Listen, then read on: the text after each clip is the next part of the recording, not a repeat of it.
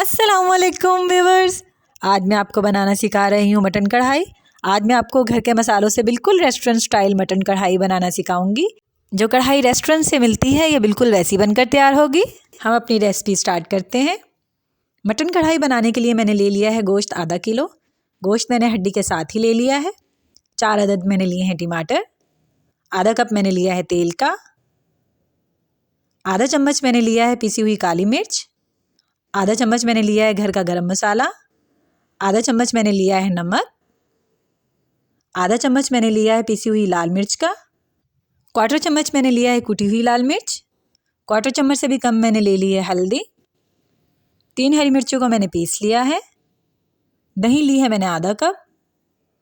3 हरी मिर्चें ले ली हैं मैंने, जिन्हें दरमियान में से मैंने आधा काट लिया है ऐसे लंबा करके, ये देखिए। और बारीक बारीक लंबी अदरक काट ली है मैंने। सबसे पहले हम टमाटरों के छिलके उतार लेंगे। छिलकों के साथ हमने टमाटर नहीं डालने हैं और इसके टुकड़े कर लेंगे। हमने एक कढ़ाई ले ली है, इसके नीचे चूल्हा जला दिया है हमने। आंच हमने बिल्कुल लो रखनी है। इसके अंदर हमने अपना तेल डाल दिया है। अब गोश्त हम इसके अंदर डाल देंगे और नमक भी इसी स्टेज पर हम इसके अंदर शामिल कर देंगे। गोश्त को हम भून लेंगे अच्छे तरीके से 10 मिनट तक, ताकि गोश्त का कच्चापन ख़त्म हो जाए। गोश्त को हम भूनकर बिल्कुल गोल्डन ब्राउन कर लेंगे। ये देखें, इस तरीके से गोश्त को भूनते जाएं।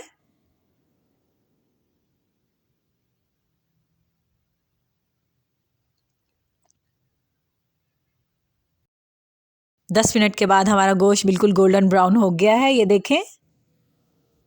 अब हम इसके अंदर शामिल करेंगे पानी 1.5 कप। मैंने घर का नॉर्मली कप ले लिया है और तकरीबन 35 से 40 मिनट तक हम अपने गोश्त को गलने के लिए रख देंगे, बिल्कुल दम वाली आंच पर। पानी को अच्छे तरीके से इसमें मिक्स कर लें इस तरीके से।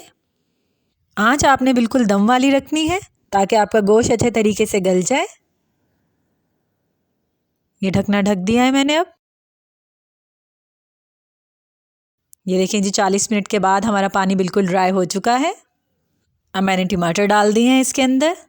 1 कप पानी का मैं इसके अंदर और डाल रही हूँ ताकि टमाटर इसके अंदर अच्छे तरीके से गल जाएं। और आंच को मैं थोड़ा सा तेज़ कर दूंगी।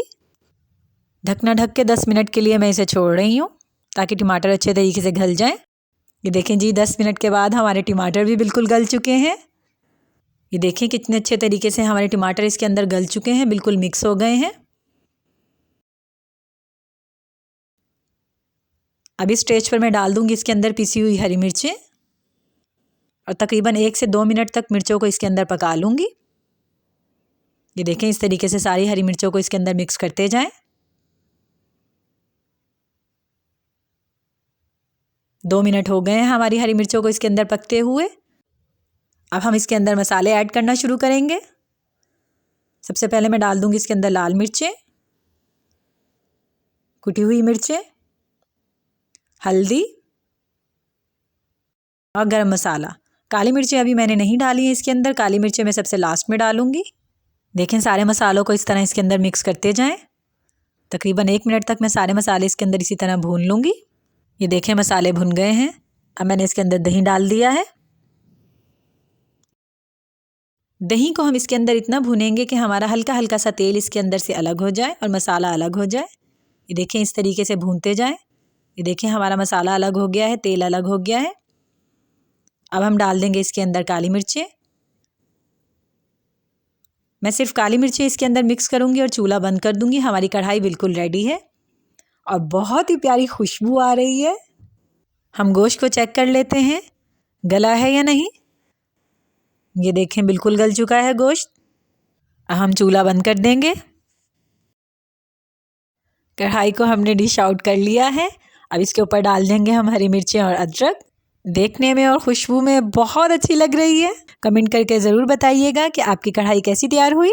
अगर आपने मेरे चैनल को सब्सक्राइब नहीं किया है तो मेरे चैनल को सब्सक्राइब कर लें और साथ बेल आइकन के बटन को दबा दें ताकि मेरी नई आने वाली वीडियो सबसे पहले आपको मिले। और लाइक और कमेंट करना मत भूलिएगा।